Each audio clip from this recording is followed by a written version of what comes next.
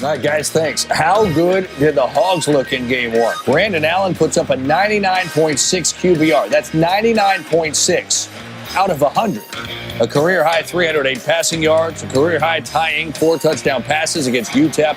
Combine that with 127 yards for Alex Collins, and there simply isn't much to complain about when it comes to Arkansas's offense. I don't think any of our SEC opponents are watching that film yet. They all got their own handful going on this week. So I think as it goes forward, what you do during the course of a season, what I really wanted our guys to lock into this week is I want them to get into a good methodology of preparing how to win.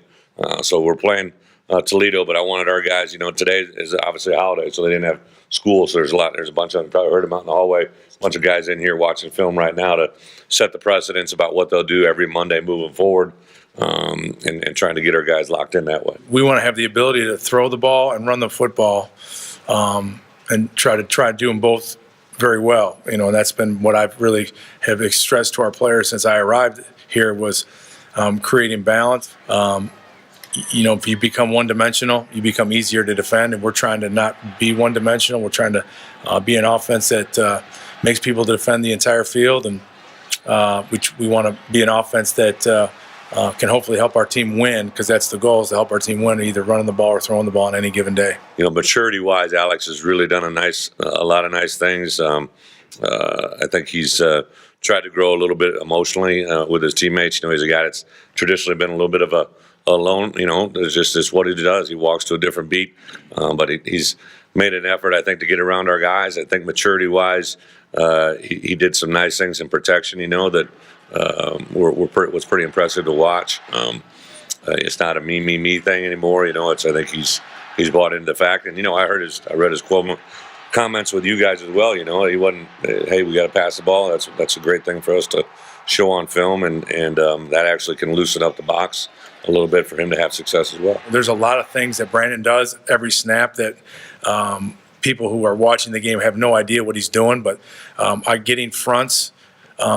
And Mike and linebacker identifications on every play, getting those things communicated. We would line up Saturday, and then their defense would have trouble lining up, and the clock would be ticking.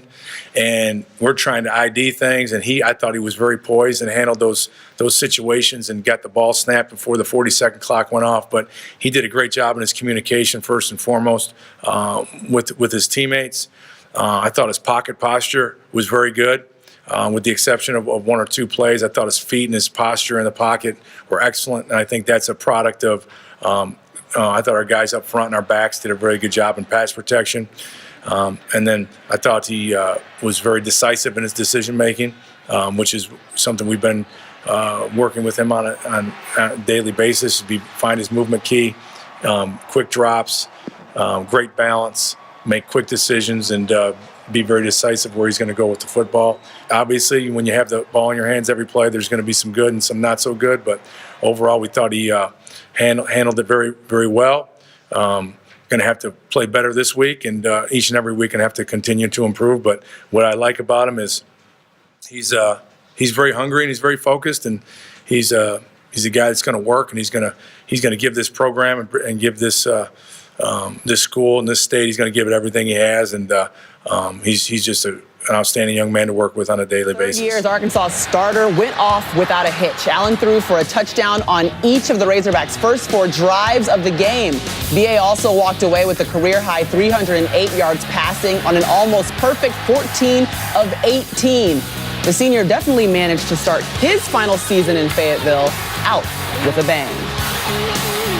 Now we welcome in the quarterback for the Arkansas Razorbacks, Brandon Allen. And Brandon, you had a great game against UTEP, starting off with 4 first-half touchdowns.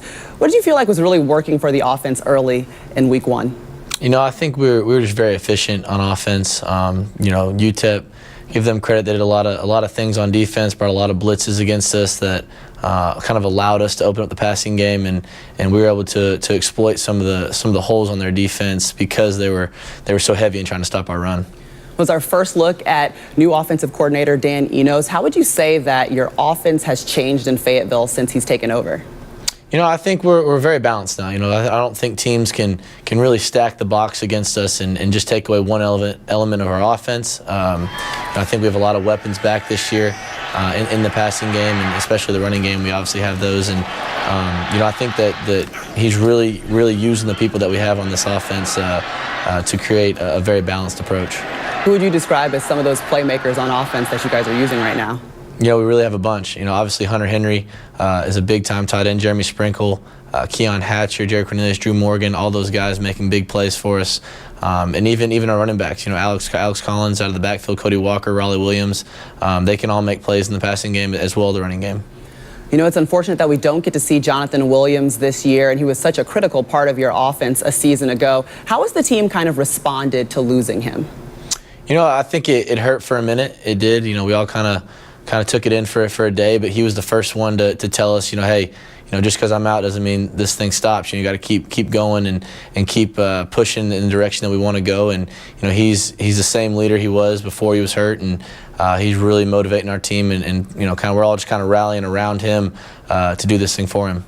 It's interesting. In your first year as a starter, only 2 wins. Then last year you go 7-6. This year, very high expectations in Fayetteville. How would you say that your journey at Arkansas has been personally? I've had the ups and downs. When I first was recruited here, I think we were 8th in the nation, so I've been high, and we've been down the past couple of years, and I think we're on our way back up. We're moving in the right direction. So, I take the highs and the lows from this journey I've been on, and you learn from all of it. You learn from both aspects of it, and so really it's been a fun journey and a big learning experience for me. We know Coach Bielema as the fun guy, Flip-Flop Fridays. He loves reggae music and obviously enjoys being around you guys. But how would you describe what it's like to play for him? It's exactly what you think. It's so much fun. He's the kind of guy you don't want to disappoint. You want to go out and play well for him because of the kind of guy he is. He's the kind of guy who'll tell you like it is, and he's honest about everything, and you know exactly where you stand with him. And I think personally, and everyone on our team kind of likes that mentality, and he'll tell you exactly where you stand, and he's the kind of guy you want to go win for. And he has some great shoes too. He wore them at SEC Media Days. Yeah. You guys have some high expectations, and obviously 7-6 is something that you're looking to improve upon. Are there any games on the schedule that you look at and kind of circle as one that you look forward to? The next one every time. You can ask anyone on our team who we're focused on right now is Toledo.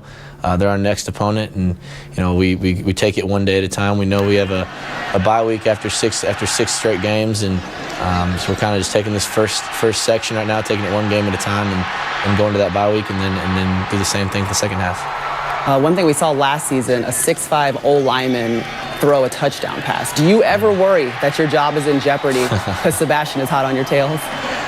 He tells me every day in practice that he can still play QB and he's still got the talent, but I'd much rather prefer him up in front of me blocking before we switch roles there. Well, we appreciate your time, Brandon. Thank you so much. Thank you. Tritola, the starting quarterback. Could you only imagine? Check your 6, Brandon, at all times. Yeah. How could you not see him coming up behind you? Check your 6. What impact, Stitch, I'll start with you, did Saturday's performance for Brandon Allen in the offense without Jonathan Williams, what impact did it have on your perception of the Razorbacks? I don't know that it changed that much. We've seen Arkansas before put together dominant victories and non-conference play. Now the question will be, what will it look like when they enter conference play? Now they won't again this week, and so they can build on it. But what I did like to see were the downfield shots, some of the downfield throwing, and the fact that Brandon Allen looked as comfortable as he did, a career high, the previous being in a blowout loss to Georgia a season ago. If they can add that passing element to what is a vaunted rushing attack, then maybe they can contend in that West Division. Yeah, I mean, the way that they pass the football, 4 touchdowns in the first half, this guy looks special. Obviously against lesser opponents, but I'm really excited to see how they responded after they lose their big-time running back. I think that just that adversity, overcoming that adversity speaks volumes to their character. Now, this is a more mature team going through this adversity. I think this is going to weigh heavy for them. This is going to really mean something to them once they start going against those SEC opponents. Now, I don't think they're going to beat, in the middle of the schedule, beat Auburn and Alabama, but I do think that they can go to Ole Miss and win. I think they can beat Texas A&M at home if they can still have this type of success. So when you say what's possible for this team, you're not putting them in the top tier of the West. They got to beat the top 10. I don't think they can do that. You don't have them there yet. How far can they go in your mind, Stitch? You know, it's so hard with this just 1 week looking at it. But seeing what we've seen so far, do I think they can beat Alabama right now? No, I don't. But do I think that they could beat Auburn? Yeah, I actually think that they would have a shot against them. I think there's a challenging run there towards the back end of the season where you've got to play at Ole Miss and you've got to play at LSU. How good is LSU going to be? We have no idea. They haven't even played their game.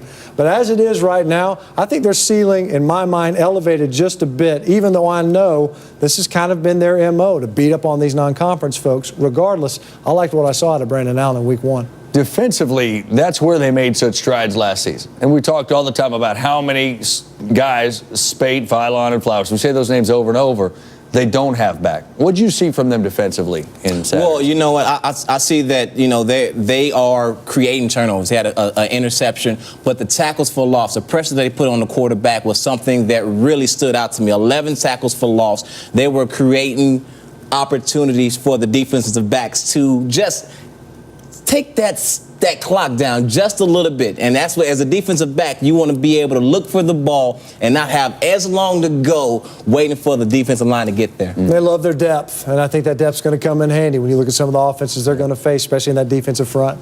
All right, that's it. Arkansas takes care of business in week number 1 against UTEP. Next up, Toledo in Little Rock. You know, there's another coach out there in the SEC who got off to a really good start, Arkansas. A lot of people are thinking positive things for Brett Bielema and company later on this year. He had a few things to say about the Buckeyes' schedule as we progress through the year. Tough opener at Blacksburg, but from here on out, let's hear from Brett Bielema. You know, I spent a lot of time in that other conference, and Ohio State's ranked number 1, and they have 1 game remaining on their schedule that has anybody ranked right now, Michigan State. And then I look at it, and we're going to play 8 straight opponents that are ranked. You know, Jeff Long and his committee has a huge task in front of him, because if you truly do put a weight of strength of schedule, to get through this conference, everybody can make a joke about it. Everybody can, but it's truly unprecedented what every team in this league can bring. Why are you getting so upset about this? He's not lying. No, he is telling the truth. It doesn't matter who's ranked in week 2. You're talking about Mississippi State. They're ranked 25th. Is that really going to be the difference? We don't know. What this team could be 500 or worse at the end of the season, and you're going to claim it as a top 25 win now? Are you really saying that Ohio State had the meat grinder week in and week out that Arkansas had to play last year? No, and I'm not saying they will ever. So forget the number of the ranking. Look at the lines of scrimmage. Look at the meat grinder. You've got to get through the attrition on both lines of scrimmage. Your running backs getting pounded well, that's by why everybody you play. Cupcakes the other team, so they go out there. But what he's saying, without saying, I want to put words in Brett Bielema's mouth, but I think what he's saying is there's more cupcakes built into the conference schedule for a team like Ohio State. Right, and I agree with him there. What I think he's saying, what I think all of the SEC coaches are saying is that they're terrified of getting left out of the playoff. Because I think there's a very good chance you could see a 2-loss SEC champ because they will beat up each other. And I actually would be on board. Even if you had undefeated conference champs, I think the SEC champ winner would be in there. With Ohio State, do they sort of, would there be a greater concern with their schedule if they weren't the reigning national champs and had done it in such an impressive fashion at the end of last year because of this schedule? Thankfully, thank goodness, Ohio State won last year, beat Alabama, beat Oregon, or else we would be proclaiming that they possibly might not make the playoff. They might get left out. But they can't get left out now because they're the defending champs if they go undefeated. But that's what Brett Bielema is saying. And because of that, I think that a 2-loss SEC champion gets the benefit of the doubt. I do too, and I'm with you. But not over Ohio State. An undefeated Ohio State, or maybe even a 1-loss Ohio State. But over a 1-loss ACC champ or a 1-loss Big 12 champ. That's why they're making the conversation now. That's why they're pumping it out there. That's what I hate about the rankings, because college football has become about politics and going out there with your campaign to say, hey, we're the best. You see everybody doing it. It's not just the SEC. When the coaches come through here, they're pumping up the Pac-12. They're pumping up the Big 12. All of them. I hate that. I want to see the best teams on the field, regardless of whether it was a tough road to get there or not. It's cyclical. Michigan's going to be better. They're going to be better down the road. Other team, Penn State, will get better, you hope. True. That's going to happen. But you don't really think that from the politicking. Go ahead. And you'll also see the SEC cycle as well. You'll see the West teams will have a down year. Yeah, and the East, look at the East is now. In 2027. Right now, this is 2015. I mean, 2017. From the politicking, you don't really think that the committee is sitting there looking for politicians from different conferences wearing buttons, showing up, trying to tell them why the committee should vote for them. The committee is in there watching tape. They're not listening to all Do you this think stuff. they're immune immune to watching the pundits and watching highlights and watching games? Yeah, every time. Us right now. They're all watching us right now. Yeah, they're watching, but I think they're making their own decisions. And you're right, though. The SEC, with all this ranking right now, it helps. But I don't think that when they get time to make those final decisions, I don't think they'll say, back in September, Trevor and Danny and, I think they will. and Chris were talking about the. They're watching us now. They're watching us now. Look how close Ohio State almost didn't get in. No, I know. That's scary. That's the beauty of it all. That's why I love the new system. Now they're going to go to listening to Danny Cannell because he's got to go back to radio. Get out of here. Good job. We appreciate you stopping by with us today. It's always good. A few minutes here and there. How about this one? Arkansas, we saw them pass week 1 a little bit, right? They're going to play Toledo, whose game, kind of like LSU's, got suspended, so it's not on the record books. More yards rushing or passing for the Hogs? This is going to shock people because I'm going to say passing. And if you look at the Hogs, here it's for a couple of reasons. Brandon Allen looked dynamite last week. His timing, his rhythm, some NFL throws he made. But understand this, Jonathan Williams is gone for at least until the bowl game. You don't want to run Collins up into that line of scrimmage 25 or 30 times. So they're going to work on their passing game, continue to develop timing with Hatcher, Cornelius, and those guys on the outside, Hunter Henry, Jeremy Sprinkle. So they're going to work this passing game. They'll throw it more than run it. Yeah, you were in Oxford. This weekend you're going to be in Little Rock as Arkansas takes on Toledo. What are you looking for there? Well, you saw last week, Brandon Allen against UTEP, the air raid attack. They converted through the air. They got some weapons on the outside, Keon Hatcher, and I think 2 NFL caliber tight ends.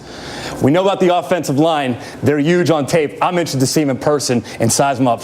A lot of great players in this conference, Ole Miss and Arkansas, and they will all be on display this weekend. Perhaps a lot of blowouts in the SEC on Saturday, particularly in the non-conference games. Gators are going to let Will Greer get the first shot at quarterback, though there's still no separation between he and Treon Harris, according to Jim McElwain. And they have a rematch. 10 SEC teams in the top 25 this week. First time that's ever happened. The entire SEC West is ranked. Go figure. First time that's ever happened. That entire division in the sport is ranked. The SEC went 12-1, 4 wins over power conferences, and the coaches had plenty to brag about.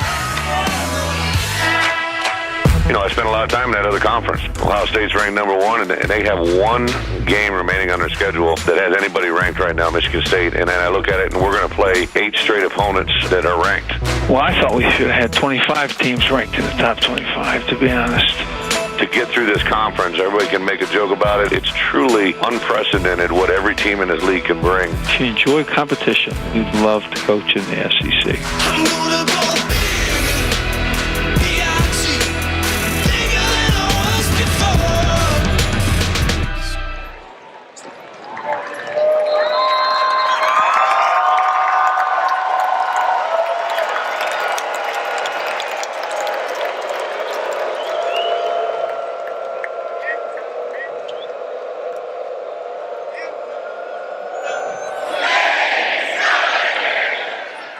It's a wobbling kick taken from the 3-yard line for the Rockets. And out across the 25. Everything through the air so far. He shoves it to Remy, the running back, and he is dropped behind the line. This inexperienced offensive line faces a 4-man rush. Ely has his pass swatted away. They say it is an incomplete pass. The Arkansas Razorbacks wanted a loose ball. Look at Dietrich Wise, 48. He's on the right side of your screen. Swim man fights through 2 offensive linemen. Right guard Mike Ebert unable to get the hands down, make contact around the chest area, and get Dietrich Wise's hands down. An excellent job of fighting through 2 offensive linemen and batting that football down. Dietrich Wise. Henry and Volsky, the tight ends, over to the left side of the formation. And the pass is out to Hatcher, who earns himself a first down across the 30 and an extra stretch. Offset on second down. Hatcher to the edge again across the 40. And just shy of the first down for 7. It's Cody Walker who spells Collins. He's got space through the middle. Now Jones, sidecar, takes the handoff and is trapped. Stuffed back at the 30, a loss of 5. 4-man rush, he throws. It's caught, and Corey Jones has a Toledo Rockets touchdown. And here they go for 2. Play is breaking down. The toss to the end zone is intercepted. went over Toby Baker's head. Zach Quinn knocked it out of bounds, and the Toledo Rockets take advantage on the road in SEC country. Up 6. Carried for 1,000 yards or more last year. On 2nd and 8, Allen on the move, has the completion ahead to the 44-yard line. That can extend plays and find receivers downfield. Across the middle again, hard hit, and Hatcher hangs on. Double check my spell check there. Handoff Collins through the middle. 41 yards out. Was good from 19 and 27 last week. And this kick is no good. Jamison Vest for the try from 26. Tipped and the Razorbacks have it. Give a look at it here. Skipper and Trey Toll on the left side. I think it's Dan Skipper that gets it. Big 70. Watch him right there. Coming through. Gets that block. He's 6'10". He doesn't have to jump. Just get the paw up. Big play here for the Toledo defense. Catch up and across the 30, Hunter Henry. Allen throwing on 2nd and 13. He's got an open Hatcher. First down across midfield.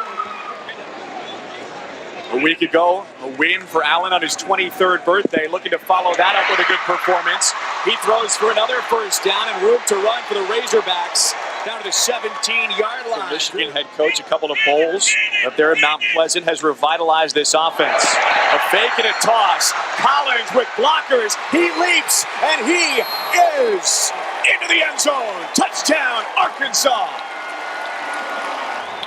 Take a look again. Fakes the uncovered, and then just a quick pitch. Look at 73. Sebastian Tretola out front, and then Alex Collins. Finish that run. Here in Little Rock, Alex Collins spelling Jonathan Williams. No letdown for the Razorbacks at running back. Alonzo Russell in motion to the near side. High snap for Ely. He's going to one-on-one coverage. Jones fell. And it's going the other way.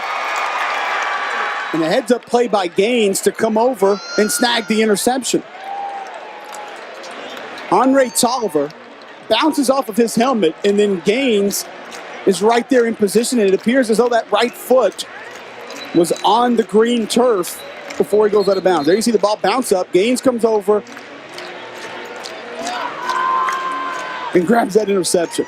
Heck of a play. Coaches always tell you track plays, follow plays, finish plays. That's the reason why. Brandon Allen, the senior, most experienced starter in the SEC. Handoff, Cody Walker. He tumbles tacklers with him.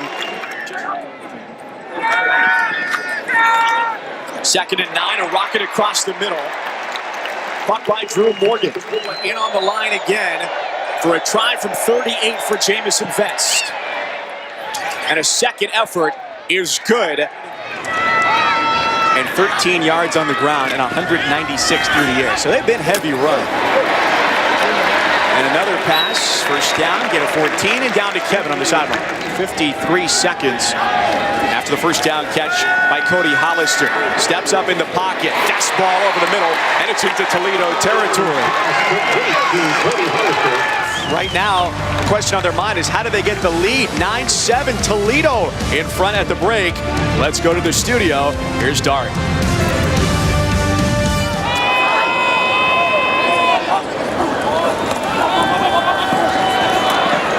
Allen, he's got his big tight end, Hunter Henry, to the 41 and a first down. Mark Remy, the running back, into the backfield. Ely with great blocking, and Remy is hit hard by Andre Tolliver. Nick Ellis, their punter earlier. No trickery. And Cornelius from his 41. He's on the move. Just one man ahead of him. Cornelius is gone. Touchdown, Arkansas with a flag. Holding, number 14 of the receiving team. 10-yard penalty Derek Hawkins gets the flag. Take a look at the hole again. There you see Hawkins, left side of your screen. It didn't even look like he needed to there. Now, the acceleration from Cornelius was exceptional. Let's take a look at the entire run again.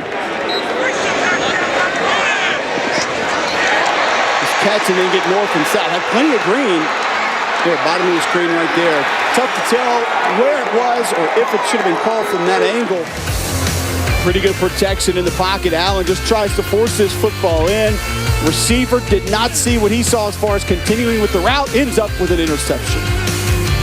Interception by DeJuan Rogers set up that drive. Finished off by Damian Jones-Moore into the end zone. Yards on design runs between the tackles. 4th best in the SEC. Passing down. Cody Hollister has it. Allen intercepted his last time into the red zone. They call Collins' number on first down. A juke back inside the 10. Cole Headland, the redshirt freshman, with the try from 25. Pure. Of capital importance right now to get a stop for Arkansas, the number 18 team in the country, down 6 against Toledo out of the Mid-American Conference. State of Texas leading rusher last year, a freshman. Play action and pressure. The throw across the formation. Hatcher with the reception. Pass to the flat. It's been a go-to all day. And why not do it again? Drew Morgan. Big rush. Across the middle. Cornelius. And a touchdown saving tackle. Could hunt them in their upset attempt. Hatcher and Cornelius lined up tight up top. One-on-one. Cornelius, he's got it. And he's down at the 5-yard line. Fade route, end zone. Knocked away. Hatcher, the intended receiver, and Cheatham Norrells. College is back deep. He's got it right side, upright, he stretches. And he is short, and there's a flag back at the 7-yard line. Holding, number 84 of the offense. 10-yard penalty, remains second down. 4-man rush. Allen pacing. His throw is inside the 10-yard line, the Toledo defense. Allen back on 3rd down. Now he's out of the pocket, under pressure. He heaves toward the corner, and it's over the end zone.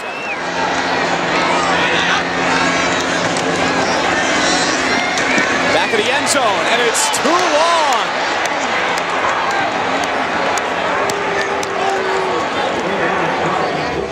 Watch 84, right side of your screen. Pretty good release. And that ball just sails a little bit. Everybody in the yard knew what was coming. Damian Jones-Moore goes left tackle for 3. We know what to expect. Nick Ellis out of the back of the end zone for a safety. Now, if he had been launching 50 and 60-yard bombs with 8 and 10-second hang times, yeah, let the kid go ahead and kick it, see what we can do. This puts your defense in a better situation. The points don't matter. The takeaway here is you ran some clock. Allen stepping up. He finds Hatcher across the middle of the field, and he gets it up to midfield. A catch of 18. They've got to hustle. Toledo brings 3. Really nice job by both tackles. Denver Kirkland, Dan Skipper, widen the pocket, allows Brandon Allen to step up, deliver a strike.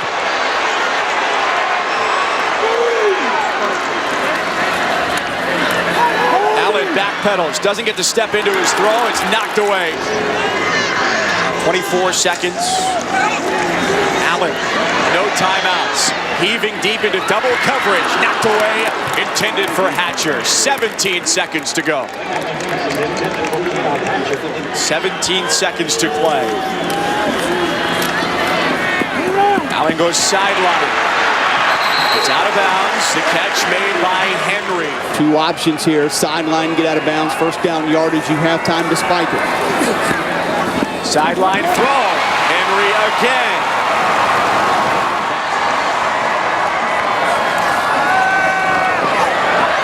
Over the middle. Too high for Henry. Three safeties across the goal line for Toledo. Looks like a three-man rush with an option to bring a linebacker and make it four. Allen's on the run. He steps back, fires deep, and Toledo pulls off the upset. 16-12. The Rockets win in Little Rock.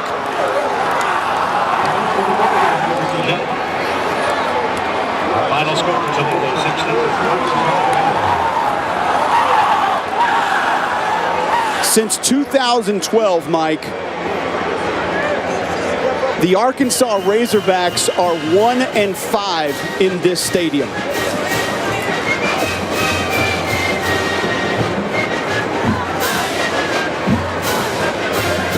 First SEC win for Toledo in school history. A milestone moment for Matt Campbell and the first win by a MAC school against an SEC West program since 2003. Speaking of rough starts elsewhere in the SEC, I mean, the trendy pick Arkansas, right? Hosting Toledo in Little Rock. So number 18, they have a great opening week, and so did Brandon Allen. He was sharp, not here. Picked off by DeJuan Rogers. Ensuing drive, 1st and 10. The Arkansas 11. Damian Jones-Moore. Toledo leads 16-7. Toledo leads Arkansas 16-7. Yeah, Arkansas, they're missing a lot of guys on a pretty good defense last season. A lot of those guys are gone. They don't look as stout on defense. And here we go again, Tess. They have to make a play throwing the ball. Last season, the Achilles heel is when they had to throw it, they could not make a play. After Toledo safety, Arkansas with the ball down for 11 seconds left. Allen limping after the play. I mean, this thing just was getting worse and worse. 1 second left at the 16-yard line, and Allen desperate for something. Toledo pulls off the upset, 16-12. I'm so proud of our kids. You know, we've played some of these tough SEC opponents, you know, the last couple of years. I think playing those guys maybe have helped us. Obviously, going to Florida, playing Missouri, and been really close. Our kids have faith in our program, really believe in who we are, and it was just fun to watch our leadership really handle it today. There's a lot of things out there today that I feel overall, the good news is they're very correctable. They will be corrected, and all those things fall on my shoulders. So I'm embarrassed for our fans. People that travel today, for all the people in Little Rock here, that this game means a lot to them. It means a lot to us, and to not play well here for the second year in a row is very frustrating. 4 finalists for our Capital One Cup Impact Performance of the Week. Sterling Shepard, Oklahoma, 7 receptions, 74 yards, 2 touchdowns against Tennessee. What an effort he had. What an effort. I mean, that whole rally late. Will Fuller, Notre Dame receiver. Big time today, Joe. Yeah, I'm a big fan of Will Fuller. I think he is outstanding. 5 receptions, 124 yards, 2 touchdowns, and made the big one when they needed it to go ahead and win the game. LSU opened up in a tough spot in the SEC on the road in Stark Vegas against Mississippi State. But nothing's really tough as long as you give it to Fournette. 159 and 3 touchdowns. And DeJuan Rogers. Arkansas was upset by Toledo. 11 tackles and an interception. You can log on to ESPN.com/Capital One Cup to vote for this week's Impact Performance. These are your nominees for Week 2. 3 performers from the Power 5 programs with big days and a standout from the MAC who helped pull off that incredibly well. The other goes about his business, hoping a long-term master plan pays off. So far, it hasn't. One's gone to Rose Bowls. He makes over $4 million a year. The other has seen his name on the hot seat. Pundits saying his job is in jeopardy, and he isn't getting it done in the parity-driven ACC Coastal. One went out of his way this week to send a power punch to the Big Ten, saying Ohio State has 1 remaining game with a ranked opponent. We have 8. He's correct. The other had to play along with the media this week, as they all assumed his team wouldn't be competitive against Notre Dame. They were wrong. One is Brett Bielema. he inexplicably lost to Toledo. That wasn't one of the 8 ranked teams he referenced. The other's Mike London. He was a late defensive stop away from upsetting Notre Dame. Now, both fan bases and the media hordes will react accordingly. The coaches will be questioned and criticized. Brett will go on to still have Arkansas as an SEC contender. Mike will add another loss to the list of what's been a growing concern. They both got stung today. It happens. One bounced the ball differently, and Mike London may have helped save his job. One less soundbite, and Brett Bielema may have had karma not giving him a spit-in-the-wind reminder. They're both very good coaches, but college football is a very fickle game. Speaking of tough everything, it was not an easy afternoon in Little Rock for Arkansas, taking on Toledo. Toledo quarterback Philip Ely, former Alabama Crimson Tide quarterback, 6-0. They went for 2, didn't get it after the touchdown. Then Arkansas with a block kick. Who is it? How about big Denver Kirkland book? Come on. Come on, big fella. Get high. So the Razorbacks keep it a 1-score game. They racked up yards. Brandon Allen threw for over 400, by far a career high. Alex Collins, though, this was a nice touchdown run, but they couldn't establish We the did run. not see enough of this. Arkansas is known for running the football. They couldn't get the running game, only averaged 3 yards of carry in this game, and eventually it came back to haunt them. Yes, it did, absolutely. So the Razorbacks, after the extra point, do take the 7-6 lead. Now, down 9-7, receiving a kick, Arkansas. Jared Cornelius on the return from his own 41. Here he goes. Man, that's a great wall of China set up over there. Nobody even touched him. But you saw the flag, right? Okay. Eric Hawkins with a hold on the play. Points come off the board. Razorbacks still down. Now, a few plays later, after the touchdown is wiped away, Brandon Allen, as they're inside the 10, Allen, costly mistake. And Brandon Allen's managed the offense so well in the first game of the season so far in this ball game, but a costly error. You can't throw interceptions in the red zone. But still a 1-score game until Damian Jones-Moore takes that into the end zone, and Toledo leads it 16-7. Fourth quarter now, 16-10, second and goal for the Hogs. Collins down near the goal line. Looks like they're set up for the go-ahead touchdown, but another holding call, and it's Hunter Henry picking it up. Fourth and goal now. Allen, again, down 6 at this point. Plenty of time. Looking for Henry, but hits off the crossbar. No points for Arkansas.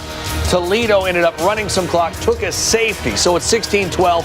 Arkansas now desperation mode. 3rd and 10. Allen, Henry, get out of bounds. He does. 11 seconds to go. 2 plays later. Allen to again. Perhaps the best receiving tight end in this league, Henry, inside the 20. 6 seconds left. Next play. Look at the opportunity Brandon Allen has right here, but zings it over the head of Henry. Zone coverage, he's trying to fit it over the linebacker and in front of the end zone before he goes out of bounds, just a little too high. You're not going to get a better look than that. That's a throw he wishes he had back, though. All right, so last chance now. 1 second left. Maybe some friendly timekeeping there in Little Rock to keep a second on the clock. He had a chance. Give him a chance. But he had a chance. Give the receiver a chance. Yeah. 4th down, last play. Got to give somebody an opportunity to go get that football. Yeah, nobody's making that catch. And Arkansas, we heard earlier in the week about the number of ranked teams on that schedule. That did not include Toledo out of the MAC. 16-12, Toledo gets the win. Tough loss for head Razorback Brett Bielema. You know, obviously we missed a field goal. Didn't take advantage of execution. I think we really got to look at our red zone package. You know, being able to run the football has got to be first and foremost. We can't just keep taking shots in the end zone. Everything's got to be coordinated there. I think we're just a little bit off, but obviously we need to execute. We always talk touchdowns, not field goals, and that was in a low scoring game like today. I'll tell you that we're not going to win many games by scoring the amount of points that we did today. Second to last play, you know, all of our coaches called it. They said as soon as we lined up, they said Henry's going to be open on the shake route, and obviously he was. We just, I think, overthrew him a little bit and weren't able to convert it, but that's kind of the story of the day. Touchdown opportunity is there, and we miss it by about a foot, and obviously it's not. Everybody concentrates on that last, 2 minutes. We could have won that game so many times in the first half, maybe even the third quarter, and just weren't able to do it. Everybody wants to concentrate on those last 2 minutes, and I was actually halfway pleased with the way we moved the ball there with 45 seconds. Our guys talked about, we'd actually been in that same exact scenario 2 times in the last 2 weeks, practicing 2 minutes, and came away with touchdowns. So I think they had some confidence going into it, but we got to play a 4-quarter game to make those games win. Obviously, and I told the team this, and I mean this with everything, it's not a conference loss. There's a silver lining in any of it. I think you got to look inside yourself. I really stress to our guys that, we earned this loss today, and it started with me. And I think the part that we, as a program, have built ourselves on is you earn everything in life, and we'll do everything we can tomorrow to get this thing back on track and work our tails off during the week to get an opportunity to play Texas Tech and see where it goes. Talk a lot about how well they run the football, especially against non-SEC teams. Averaged over 277 rush yards a game under Bielema against non-conference teams. Just 103 though Saturday against Toledo. Did they get away from it too much, or were they simply not effective trying it? Well, not effective. And when you talk about that run game, that was in the past. Arkansas has to establish an offensive line this year. Maybe they're trying too hard in the pass game. We've been talking about Brandon Allen. He looked great last week. He threw for over 400 this week. But that's not what Arkansas is known for. They're known for running the football. And last week and this week, they haven't been able to establish the line of scrimmage, that offensive line, which that's his baby. A lot of penalties, not opening up any holes. A point of emphasis has been the pass game. Maybe they need to get back to doing what they do in the run game. And I think you're right about that. I think you talk a little bit about losing their identity, getting enamored with the pass. But I also believe that it's about handling prosperity. You handle adversity, you got to handle prosperity. We talked about it with Kentucky. How do they handle winning on the road for the first time in a long time? Last week, Arkansas lit it up, especially in the first half, throwing the football. They came back today and didn't handle that very well. They read a little bit too much of their clippings. They were not able to finish drives, 1 of 5 in the red zone. Third downs were miserable. They got to get back to doing what they do, run the football, and then throw the play action off of that. Let's not try to air it out as much as maybe they tried to do in the last couple. You know what it's almost like? Imagine if a Nick Saban team didn't play defense. Like, that's his baby. Brett Bielema is an offensive line guru, and they're not running the football this year. Something to be said for that. They come in, too, with Toledo without having likely their best player. Kareem Hunt, an all-conference running back, suspended for the first 2 games. Didn't have him, but it didn't cost Toledo. They get the 16-12 win in Fayetteville. You got to show up and play every week. I mean, I think Auburn learned that. Arkansas, even Missouri. Each week you have to show up and make sure you play each and every game. Otherwise, you could lose just like Arkansas did. Yeah, 1 week does not make a season. Exactly. Looking last week, I thought the SEC West was unbeatable, maybe the best division in the history of college football. But it's a long season. They got to come back and refocus. They didn't do that for the most part. Some of them got away with some wins. Some of them didn't. But I think you're right. It's a long year. College football's so fun because of the uncertainty.